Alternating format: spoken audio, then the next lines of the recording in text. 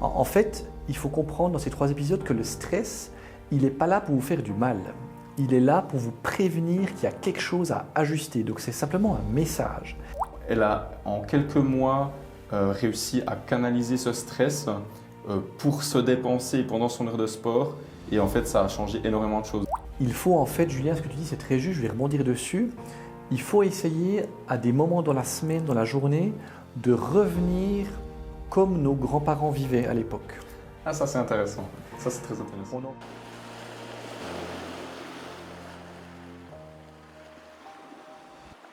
Bonjour à tous et bienvenue dans ce nouvel épisode du Waterdrop Podcast. On continue notre série sur le stress. Aujourd'hui, on parle hygiène du stress et comment ne pas exploser.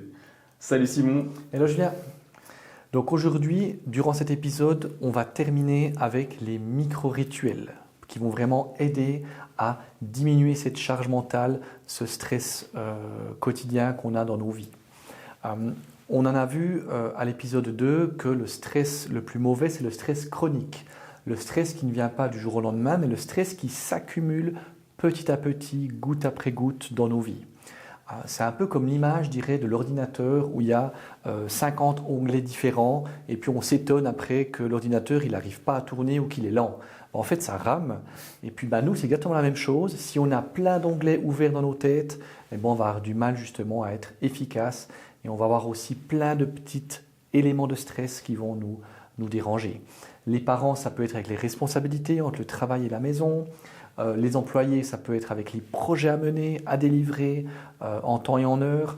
Pour les seniors, ça peut être avec le stress peut-être des examens qui vont arriver, des examens médicaux ou des problèmes de santé qui s'accumulent année après année.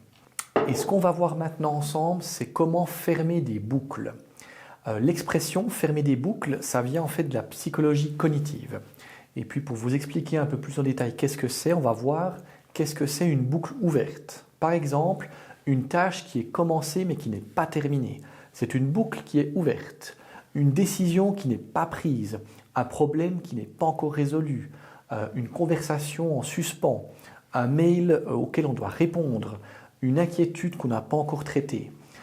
Le stress, en fait, il va vraiment identifier ces boucles ouvertes comme des éléments récurrents qui reviennent, qu'on n'a pas encore traités. Il va nous dire attention, attention, attention, il y a ça qui n'est pas traité, il y a ça qui n'est pas fini, il y a ça que tu n'as pas encore fait.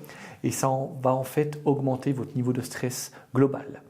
Donc en fait, chaque boucle qui est ouverte consomme de l'énergie mentale. Même si vous n'y pensez pas consciemment, le cerveau il se dit, il y a ça qui n'est pas encore fait, tu dois faire ça demain, tu dois appeler ci, tu dois envoyer le mail à celui-là, tu dois réparer le lavabo.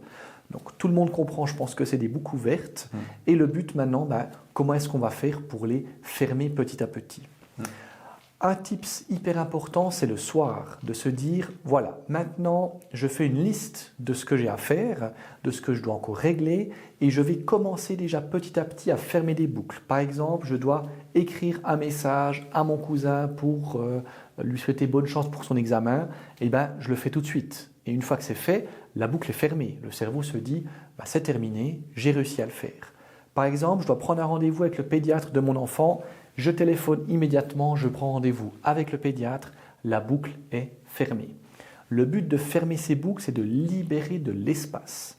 Car plus on a des boucles ouvertes, plus on est mentalement fatigué et puis plus on a envie de procrastiner tellement il y a à en faire, on a envie d'éviter en fait de faire ces tâches-là. Mais le plus puissant, c'est de fermer ces boucles pour libérer de l'espace comme un peu un disque dur qui est finalement surchargé. On en revient un petit peu à l'évolution du cerveau, en fait, comme on discutait un petit peu sur un des anciens épisodes.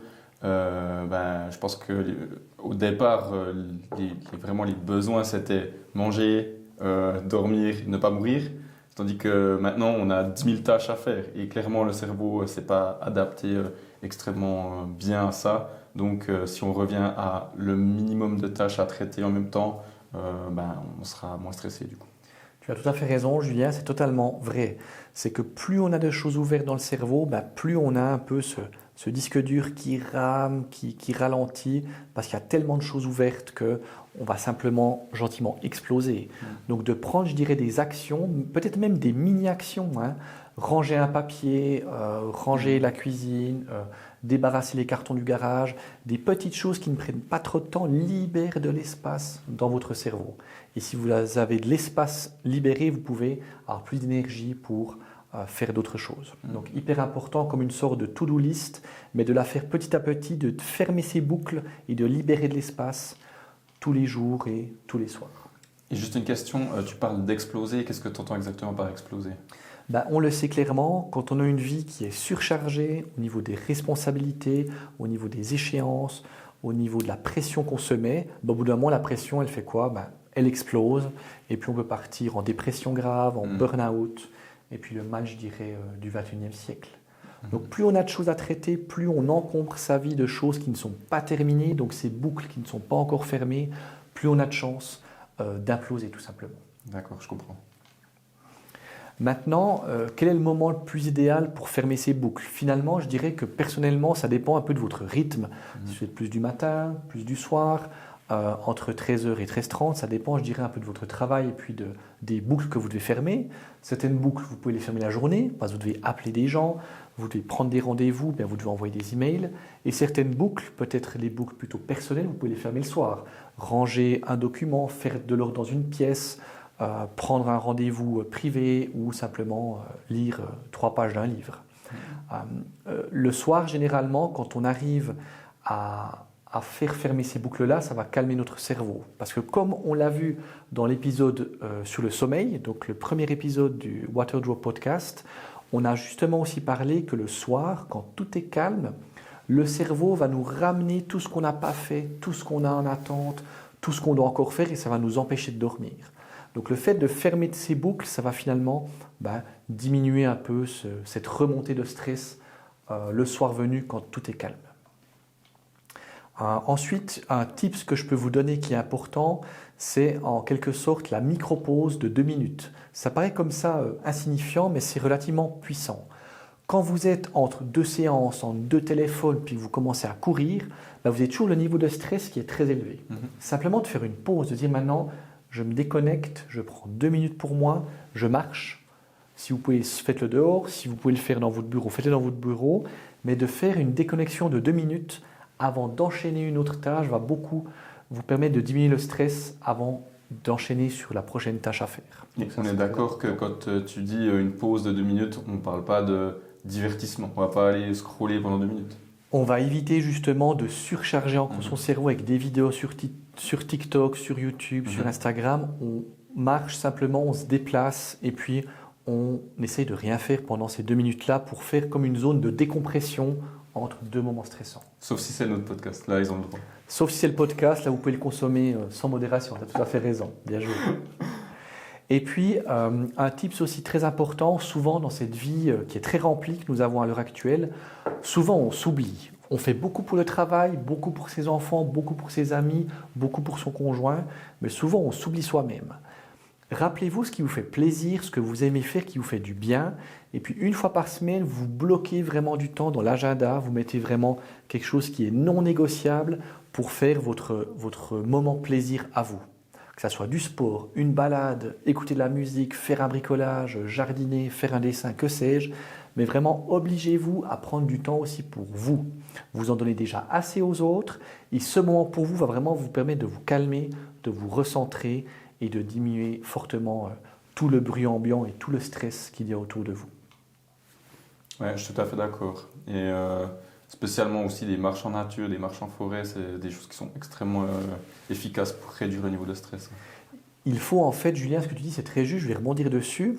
Il faut essayer à des moments dans la semaine, dans la journée, de revenir comme nos grands-parents vivaient à l'époque.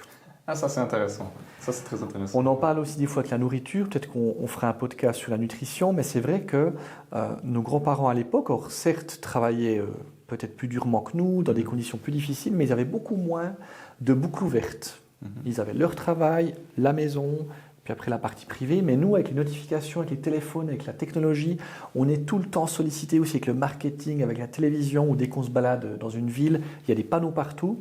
Donc de prendre un moment durant la semaine pour un petit peu vivre comme à l'époque, là on peut dire cette fois que c'était mieux avant, et un peu de se déconnecter, si possible sans le téléphone, d'aller marcher, de faire un peu du sport ou du yoga ou que sais-je, un moment pour vous, c'est vraiment hyper important.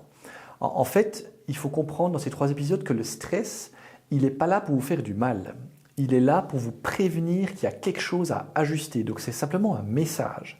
Et si vous apprenez à l'écouter, au lieu de le subir, vous allez réussir à le maîtriser et à beaucoup diminuer l'impact que le stress a sur votre vie. Et si votre vie est moins stressante, vous allez aussi mieux la vivre, tout simplement. Magnifique. Tu veux peut-être résumer ces 3 derniers points parce qu'on a quand même discuté de choses qui sont extrêmement importantes aujourd'hui. Oui, je peux volontiers les résumer. On a parlé de faire la micro-pause entre 2 activités. Souvent dans nos agendas, on passe d'une séance à l'autre, de se dire voilà, je fais une micro-pause maintenant de 2 minutes, je prends 2 minutes pour moi, si possible sans téléphone, sans sollicitation, je dirais mentale, de marcher ou tout simplement de penser. Ça vous permet de vous recentrer sur vous-même et de baisser votre niveau de stress. Ensuite, le moment plaisir, si possible 1 fois par semaine, je pense que c'est faisable. Il faut des fois, le prendre le temps, plutôt de dire j'ai pas eu le temps, mais dire je prends le temps pour moi et je fais une chose vraiment qui me fait plaisir et puis qui me fait du bien. Peut-être de revenir un peu à ce que nos grands-parents faisaient finalement par le passé. Et le plus important, je pense, c'est de fermer des boucles de manière cognitive. Toutes ces choses ouvertes qui restent à faire, qui ne sont pas encore faites, essayez de les fermer. Faites le téléphone que vous devez faire, envoyez le message à la personne que vous devez, prenez le rendez-vous que vous devez, répondez aux mails urgents que vous devez répondre, rangez par exemple votre garage, votre salle de bain, votre chambre. Faites aussi des micro-actions pour vous libérer de l'espace mental, éviter d'avoir ce disque dur qui rame et puis qui n'arrive simplement plus à avancer, tout simplement. Super, ouais, je comprends bien. Mais je peux vous donner encore un exemple concret. C'est une mère de famille que je connais qui souffrait de troubles d'anxiété. Donc, elle était toujours un peu à bout entre le boulot, les enfants, faire à manger, courir partout. Et en fait, en ajoutant 1 heure de temps par semaine pour faire une activité sportive qui lui plaît, ça l'a complètement métamorphosée en fait. Elle a en quelques mois réussi à canaliser ce stress pour se dépenser pendant son heure de sport. Et en fait, ça a changé énormément de choses. Et physiquement, elle s'est rapprochée du physique qu'elle voulait obtenir.